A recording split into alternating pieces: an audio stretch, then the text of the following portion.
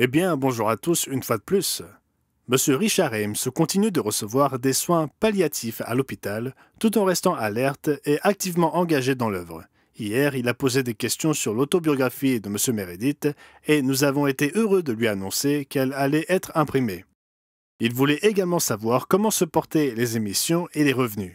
Vos prières continuent pour Monsieur et Madame Ames, ainsi que pour tant d'autres membres qui traversent de rudes épreuves, seront fort appréciés par eux, j'en suis sûr. Le camp d'aventure et celui pour les enfants au Missouri sont terminés. Le camp pour les jeunes au Texas commencera la semaine prochaine, puis celui pour les enfants au Texas et le camp pour les jeunes en Belgique. J'ai vu plusieurs photos absolument magnifiques du camp d'aventure et j'espère que beaucoup d'autres jeunes quitteront leur monde virtuel pour vivre une aventure dans un monde réel. L'ouragan Beryl se dirige vers la Jamaïque. C'est un ouragan meurtrier qui a traversé le sud-est des Caraïbes et poursuit sa course vers la Jamaïque.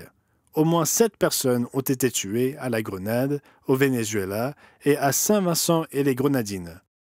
L'ouragan Beryl a été la première tempête à se transformer si tôt dans la saison en ouragan de catégorie 5 dans l'Atlantique lundi, avant de s'affaiblir pour être rétrogradé en catégorie 4, mais toujours aussi destructeur.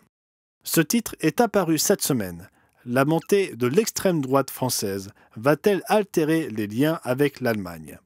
L'article poursuit. Après le premier tour des élections en France, les dirigeants allemands craignent que la montée du parti d'extrême droite, le Rassemblement national, ne nuise gravement aux relations franco-allemandes. Marine Le Pen et son parti d'extrême droite, le Rassemblement national, sont arrivés en tête du premier tour des élections en France. Pour les responsables politiques allemands, cela suscite de nouvelles inquiétudes quant aux relations franco-allemandes. Le département espagnol rapporte « Bonne nouvelle de la part d'El Mundo de Mañana. Nous avons le plaisir de vous informer que nous avons dépassé les 68,5 millions de vues sur la chaîne YouTube en espagnol El Mundo de Mañana. Nous avons actuellement un peu moins de 444 000 abonnés à la chaîne.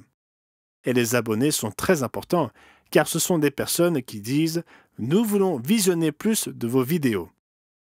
Nos 3 vidéos les plus regardées ont dépassé les 2 millions de vues avec plus de 2,8, 2,5 et 2,3 millions de vues. La vidéo « Qui a changé le sabbat au dimanche » de M. Ames a dépassé les 2 millions de vues avec 92,6% de j'aime et a généré un nombre impressionnant de 22 600 abonnés. C'est l'une de nos 5 vidéos les plus vues.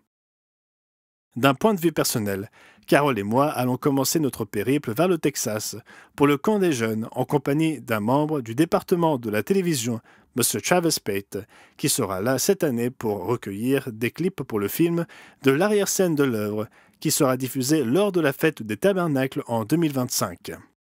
Beaucoup d'autres personnes seront sur la route ou dans les airs à cette époque estivale pour participer au camp ou simplement pour prendre un peu de temps libre bien mérité. Le lundi 1er juillet était la fête nationale au Canada, célébrant la Confédération canadienne, et demain, jeudi 4 juillet, les Américains célébreront l'adoption de la déclaration d'indépendance vis-à-vis de la Grande-Bretagne.